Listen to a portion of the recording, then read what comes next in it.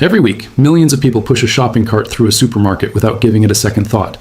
They grab milk, bread, eggs, cereal, frozen food, and head to the checkout. £100 or $100 disappears from their bank account in a matter of seconds. To most people, it looks like one of the safest businesses on earth. After all, people can stop buying luxury cars. They can cancel streaming subscriptions. They can postpone holidays, but they can never stop buying food. So owning a supermarket should be a guaranteed path to becoming wealthy. Right? Well, not exactly. Here's something that surprises almost everyone. The average supermarket generates tens of millions in annual revenue. Some stores process thousands of customers every single day. Their parking lots are full from morning until night, and their checkout lanes rarely stop moving. Yet despite all of that activity, many supermarkets keep less than 2 pennies out of every pound or dollar customers spend. In other words, a customer might spend $100 on groceries, while the supermarket owner earns less than $2 in actual profit. So, where does the other 90 ALAR go? That question reveals the real secret of the supermarket business, because supermarkets aren't really retail businesses. They're logistics businesses disguised as retail. They're giant machines designed to move thousands of perishable products through a building every single day before those products expire, get stolen, or become worthless. The companies that understand this survive. The ones that don't eventually disappear. And by the end of this documentary, you'll never look at a supermarket the same way again. The first illusion begins the moment you walk through the automatic doors. Bright lighting, perfectly stacked shelves, fresh fruit arranged like artwork, the smell of warm bread drifting from the bakery. Everything is carefully designed to make the business feel abundant. But behind that polished appearance lies one of the toughest industries in the world. A typical supermarket stocks somewhere between 30,000 and 40,000 different products. Every single item has its own supplier, its own delivery schedule, its own expiry date, its own storage temperature, and its own profit margin. Managing that amount of inventory isn't just difficult. It's a daily race against time. Fresh vegetables start losing value the moment they arrive. Milk has only a limited shelf life. Meat requires strict refrigeration. Frozen products cannot be allowed to thaw. Even packaged food can expire before it's sold. The supermarket doesn't simply sell food. It manages thousands of tiny financial decisions every single day. One mistake multiplied across thousands of products quickly becomes thousands of pounds in losses, and that's before a single customer even walks inside. Most people assume supermarkets make money by buying products cheaply and selling them at huge markups. That's how many retail businesses work, but supermarkets operate very differently. Industry data shows that the average supermarket keeps only around 1 to 3% as net profit after paying every expense. Imagine a supermarket generating around $37 million in annual sales. That sounds enormous. But after paying suppliers, employees, rent, electricity, insurance, maintenance, technology, and countless other operating costs, the business may keep only around $600,000 to $700,000. For a business handling millions in revenue, that's an incredibly thin margin. One unexpected problem, one bad season, or one increase in operating costs can erase an entire year's profit. That's why supermarket owners don't obsess over high markups. They obsess over efficiency. Every shelf, every employee, every delivery, every minute, everything has to work almost perfectly. But before a supermarket can even worry about making money, there's another challenge, opening one. Many people imagine renting a building, filling it with products, and opening the doors. The reality is far more expensive. A small neighborhood grocery store might cost around $100,000 to launch, but a genuine full-scale supermarket is a completely different investment. Depending on the location and size, opening one can cost several million pounds. Land or commercial property comes first, then construction or renovation, then refrigeration systems that operate 24 hours a day, walk-in coolers, freezers, display cases, backup generators, security systems, point-of-sale technology, storage equipment, shopping carts, bakery equipment, deli counters, shelving, lighting, parking. And finally, the inventory itself. Before opening day, hundreds of thousands of pounds worth of products have to be sitting on the shelves. Customers won't shop in a half-empty supermarket.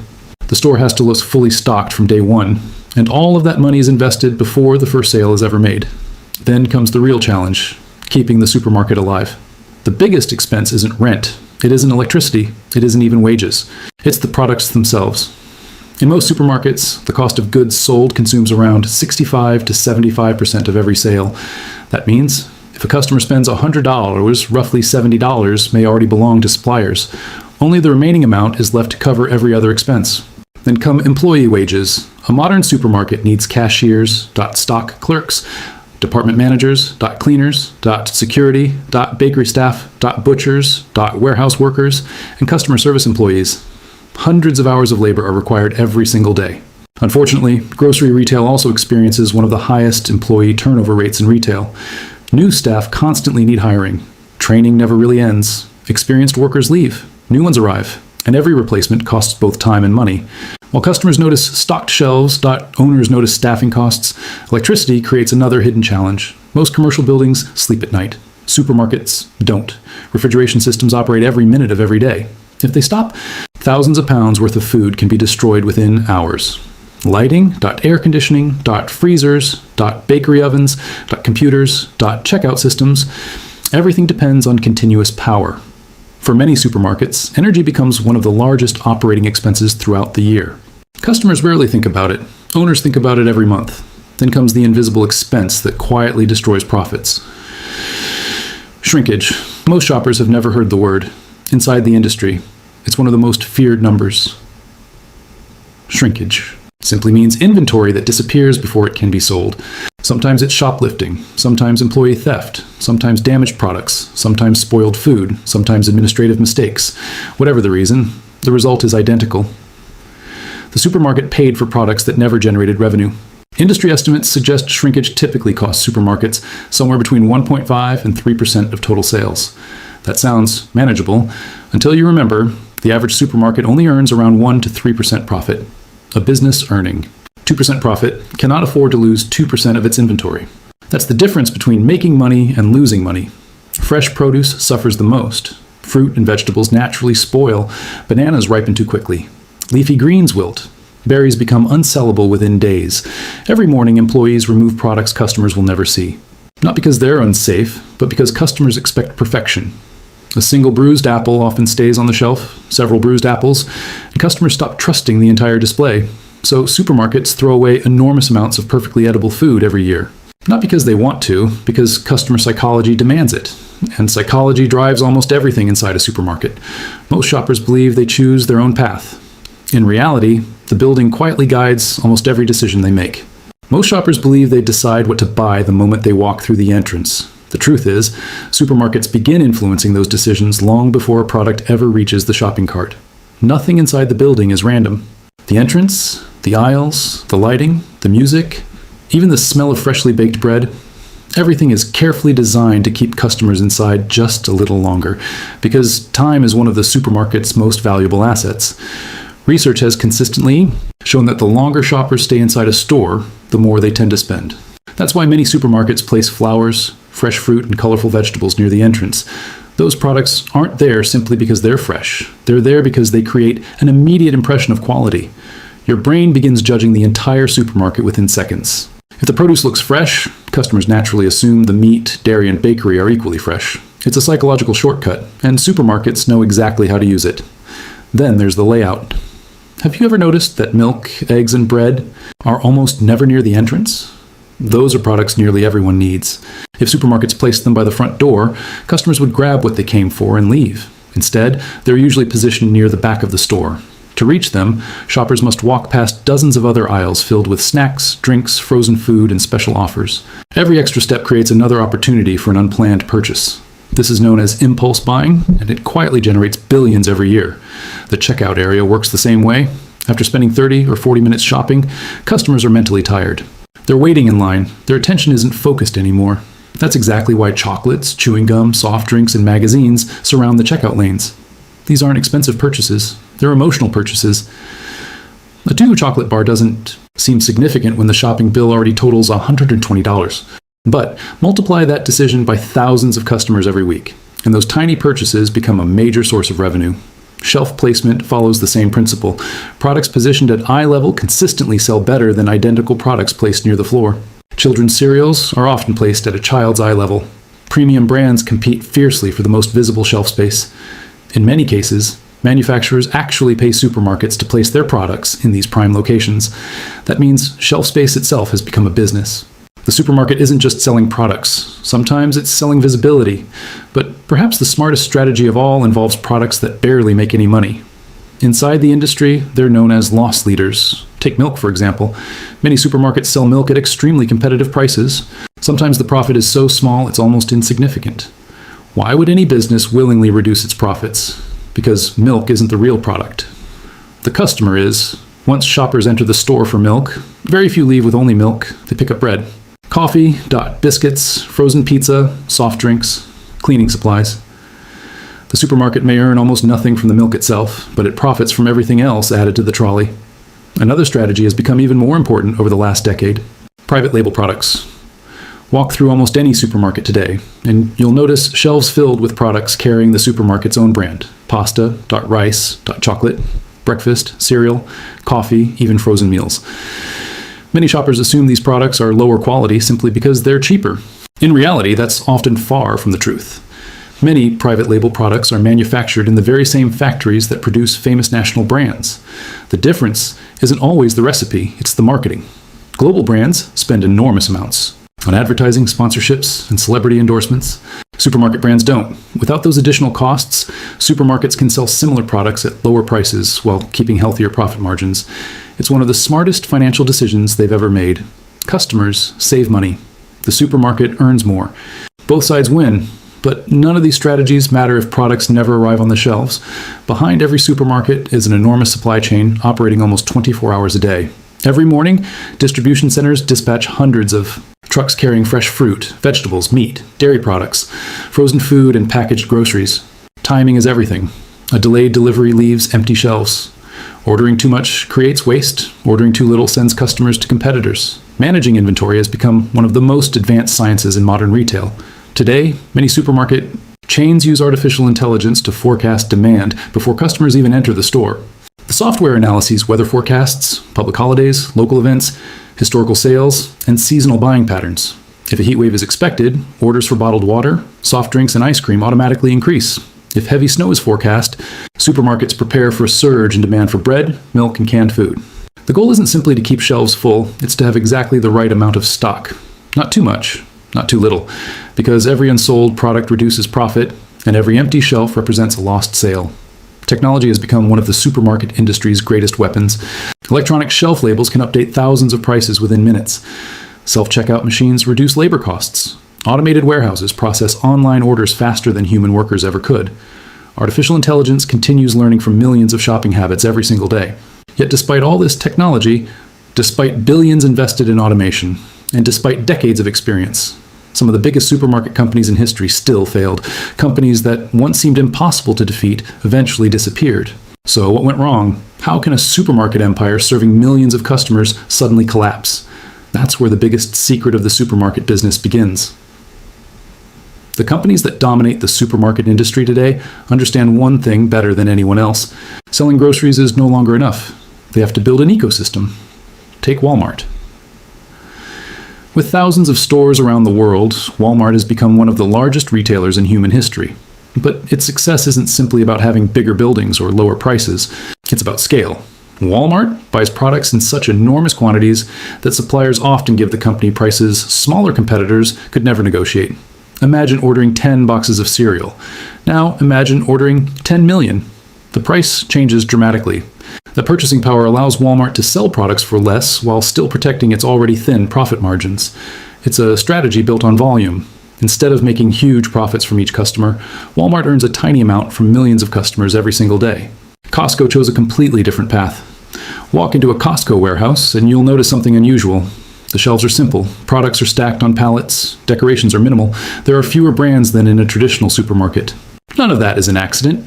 Costco removes almost everything that doesn't directly help sell products. Even more surprising is how the company makes a large portion of its profit: membership fees. Millions of customers willingly pay every year just for the right to shop there. That predictable income allows Costco to keep product markups remarkably low, building customer trust and encouraging larger shopping trips. Customers feel like they're getting wholesale prices. Costco earns recurring revenue before a single product is sold. Then there's Aldi. Perhaps the greatest lesson in efficiency the supermarket industry has ever seen. At first glance, Aldi feels almost too simple. Fewer products, smaller stores, products displayed in their original shipping boxes. Customers pack their own groceries. Shopping trolleys require a refundable coin. Many people think these choices are simply part of Aldi's identity. They're not. Every single one reduces operating costs. Keeping fewer products simplifies inventory. Displaying goods in shipping cartons saves employee hours. Charging for carrier bags reduces waste. Even the coin-operated trolley system dramatically reduces the number of abandoned trolleys employees have to collect. Individually, each decision seems insignificant. Together, they save millions every year. Different supermarkets, different strategies. Yet every successful company is chasing the same goal: efficiency. Because in this business, every second saved, every product protected, every unnecessary cost removed creates an advantage. But history has proven that even the smartest companies cannot afford to become comfortable. Earlier, we mentioned A&P. For decades, it was the undisputed king of American grocery retail. At one point, it operated more than 15,000 stores and served millions of loyal customers. Many believed its dominance would last forever, but success created overconfidence. While competitors modernized stores, embraced larger supermarket formats, and invested in better logistics, A&P was slow to adapt. Customers gradually found better shopping experiences elsewhere. Sales declined, costs continued rising, debt increased. And eventually, one of the largest supermarket companies in history collapsed. Not because people stopped buying food, but because people stopped buying food from them. The lesson was brutal. No supermarket is too big to fail. Today, that warning echoes throughout the entire industry. Amazon entered grocery retail. Online ordering exploded. Home delivery became normal. Customers who once wandered through supermarket aisles now order dinner from a mobile phone while sitting on the sofa. For traditional supermarkets, this created an entirely new problem. A customer shopping inside the store performs the work for free. They walk the aisles. They choose every product. They carry the trolley. They queue at the checkout. Online orders change everything. Now supermarket employees must pick every item, package every order, maintain cold storage, coordinate deliveries, handle substitutions when products are unavailable. Suddenly, a business already operating on razor-thin margins becomes even more expensive. That's why many supermarket chains invested billions in automated fulfillment centers. Warehouses, where robots move shelves instead of people. Artificial intelligence predicts demand before orders are placed. Computer vision monitors inventory in real time. Machine learning identifies buying patterns invisible to human managers. The supermarket of the future may look familiar to customers, but behind the scenes, it increasingly resembles a technology company. Even sustainability has become a business strategy. Every year, millions of tons of food are wasted around the world. For supermarkets, food waste isn't just an environmental problem, it's lost profit. Chains now use dynamic pricing to reduce products approaching their expiry dates. Some donate surplus food to charities. Others transform unsold ingredients into prepared meals. Artificial intelligence helps predict exactly how much fresh food should be ordered to reduce unnecessary waste. The less food thrown away, the healthier the business becomes. Inflation has created another challenge. As food prices rise, customers become more selective. Premium brands lose sales. Private label products become more attractive. Families compare prices more carefully than ever before. One supermarket visit can determine where they shop for months. That means trust has never been more valuable.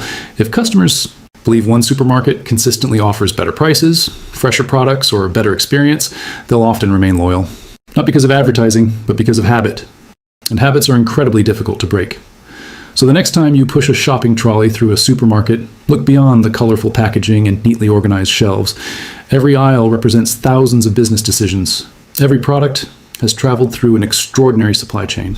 Every discounted item has been carefully calculated. Every shelf has been arranged with purpose. What feels like a simple shopping trip is actually the final stage of one of the most complex business operations ever created. A business where millions of products move every day, where thousands of employees work around the clock, where technology quietly predicts tomorrow's demand before today's customers have even finished shopping, and where earning just one extra penny from every pound spent can mean the difference between success and bankruptcy. That's why supermarkets aren't really in the business of selling food. Food is simply the product you take home. The real business is mastering logistics, controlling inventory, understanding human psychology, reducing waste, using technology, and delivering the right product to the right customer at exactly the right moment, while making just enough profit to survive another day. Because behind every loaf of bread, every carton of milk, every apple, and every checkout receipt is a business so complex that most shoppers never even realize it exists. And perhaps that's the greatest secret of all. The most successful supermarket is the one whose customers never notice the incredible machine working silently behind every single purchase. That's the secret business of supermarkets.